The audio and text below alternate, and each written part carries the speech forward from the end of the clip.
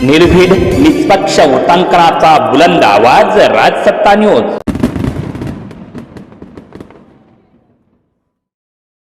ती जीएमआरपी त्यावेळेस नव्हती का?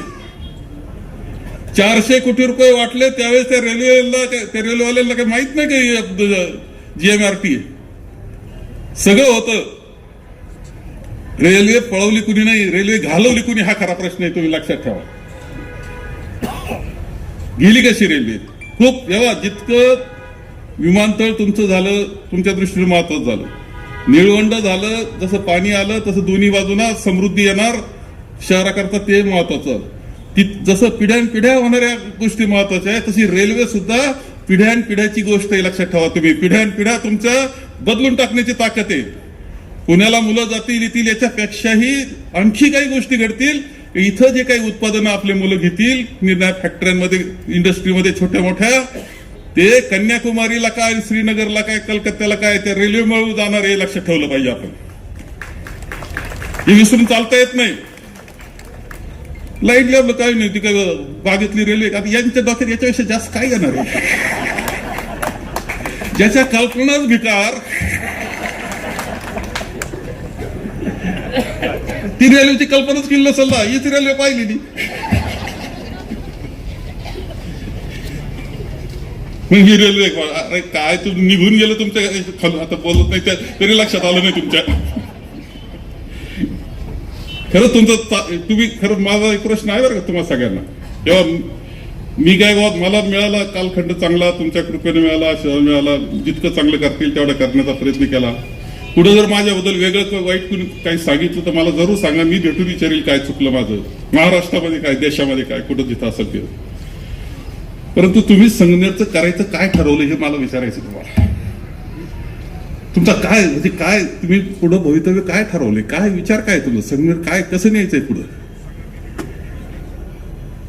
म्हणजे कसले डोळे लागले असं विचारावं लागतं कधी कधी. अरे गांजा सापडाव किती कोटीचा? 1,50,00,000 गांजा सापडतो. इंजेक्शन सापडतात, 43 लाखाच्या गोळ्या सापडतात. कुठून आले हे, कसे येण्यास सुरुवात झाली, आणि हे कुठं जाणार होतं, कोणाच्या पोटात जाणार होतं, कोणचं आयुष्य उद्ध्वस्त होणार होतं, काही विचार करतो का आपण? कुठं चालवलंय संगमनेर? तेव्हा तुम्हीच काय, आपले विरोधक जरी असले राजकारणात, आता विरोधक असतं, एवढा लोकशाहीत मान्य आहे आपल्याला, विरोध असतो. त्या विरोधकांनी सुद्धा विचार केला पाहिजे की आता तालुका कुठं न्यायचा आहे आपल्याला. उद्ध्वस्त करायचे का जीवन कुटुंब? तुमच्या एखाद्या कुटुंबातलं पोरग जर त्या गंजाडी झालं किंवा त्या गोळ्या घ्यायला लागलं, गांजेच्या पलीकडे बरं गोळ्या, इंजेक्शन, आणि ते जर कायम गुंगीत राहायला लागलं, उद्ध्वस्त ते कुटुंबातल्या चेहऱ्यावरचा आनंद जाणार आहे. लक्षात ठेवा. ही कुठून सुरुवात झाली? ही कुठले नवे आता टोल नाके बसलेत? विचार तुम्हाला गंभीरपणे करावा लागणार आहे का हा तालुका कुठं नेऊन ठेवायचा आहे तुम्हाला, हे कुटुंब कुठं नेऊन ठेवायचे? अत्यंत गंभीर गोष्ट आहे तुम्हाला सांगतो. आणि जरी आपले विरोधक असले, उमेदवार झाले असते, त्यांनी सुद्धा विचार केला पाहिजे कोणत्या नेतृत्वाखाली तुम्ही लढतात. आणि अशा लोकांच्या नेतृत्वाखाली जे लढणारे उमेदवार आहेत त्यांना बिलकुल मतदान नाही केलं पाहिजे, हे सुद्धा तुम्हाला मी सांगतो. तुमची चूक पुन्हा दुरुस्त होणार नाही. 2-5 वर्षांनी आम्ही विचारू, अरे आम्ही घसा ताणून सांगतो, पार घसा ओरडू सांगतो, आतडे ताणून सांगतो, अरे चुकताय तुम्ही, तेव्हा तुम्हाला सुचलं नाही. कारण तुम्हाला वाटतं कोणाच तरी दुसऱ्याचं घर जळतंय, आपलं काय जातंय. आता तुमच्या घरात जाळ झाल्यावर कसं वाटतं? हे अत्यंत गंभीरपणे मी बोलतोय. तुम्हाला सांगतो, रस्ते हे आपलं चन्नापुरी घाट, हे काम चालू, एका नंतर दुसरे, डांबरावर पुन्हा चांगलं कॉन्क्रिटीकरण. तुम्हाला काही फरक दिसला का नाही? नंतर काम शिथिल झाले दिसले का नाही? क्वालिटी बिघडल तर दिसती का नाही? तुम्हाला दिसत नसल, आणि एवढी जर पट्ट्या तुम्ही डोळ्यावर बांधल्या असतील तर तुमचा भविष्यकाळ अंधार आहे. लक्षात ठेवायचं. अनेक गोष्टी अशा घडतायत, चुकीच्या चाललेल्या आहेत तालुक्यामध्ये. काही लोकांना हा तालुकाच उद्ध्वस्त करायचा आहे, त्यामुळे अशा पद्धतीच्या गोष्टीला खतपाणी ते घालतायत. आपला तालुका आपले कुटुंब आहे आणि ती वाचवण्याची, आपलं शहर वाचवण्याची जबाबदारी शेवटी आपल्या सगळ्यांची हे लक्षात ठेवलं पाहिजे. आणि जिथं चुकीचं चाललं त्याच्या विरोधात भक्कमपणे उभं राहिलं पाहिजे. ती वेळ सुद्धा या निवडणुकीच्या निमित्तानं तुम्हाला आहे. सगळ्या प्रश्न एकदम मिटतील असं काही समजू नका.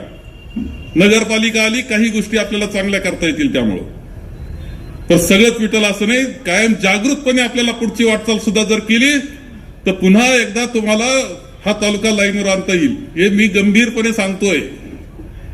मला पुन्हा आमदार व्हायचे म्हणून आताच भाषण करायला सुरुवात केली असं बिलकुल समजू नका. हे मी तुमच्याकरता सांगतोय.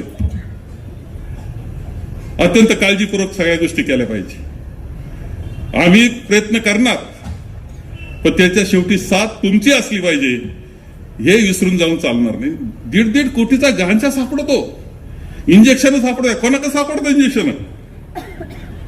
आणि पुन्हा तो विधानसभेत म्हणायचं कोण माझी नामुकन, काय ऐकलं की ते काय काय? अरे विधानसभा काय महाराष्ट्र नाही, कुणीच विश्वास ठेवणार नाही. आपलं नाव घेऊन कुणी बोलूच शकत नाही. हे पद्धतीनं चाललंय. कोणती दिशा आहे तुमच्या तालुक्याची? बिलकुल ही दिशा तुमच्याकरता फायदेशीर नाही. तुम्हाला पुन्हा एकदा सगळं दुरुस्त करण्याची जबाबदारी आहे. आणि ती या निवडणुकीमध्ये तुम्हाला 20 तारखेला आपलं जे आहे उद्या मतदान, त्या मतदानामध्ये करायचंय. प्रचंड मताधिक्यानं मैथिलीताई विजयी होतील. पण त्यामध्ये दिलीपराव असतील, अर्चनाताई असेल, नाही तर आमच्या पठाणताई असतील, त्या सुद्धा आपल्याला जोडदार म्हणून पाठवायचे तिथं. आणि आपली वाटचाल पुन्हा एकदा चांगली करायची आहे. आपला तालुका शहर पुन्हा एकदा पुढे न्यायचंय. एवढंच या निमित्तानं सांगतो.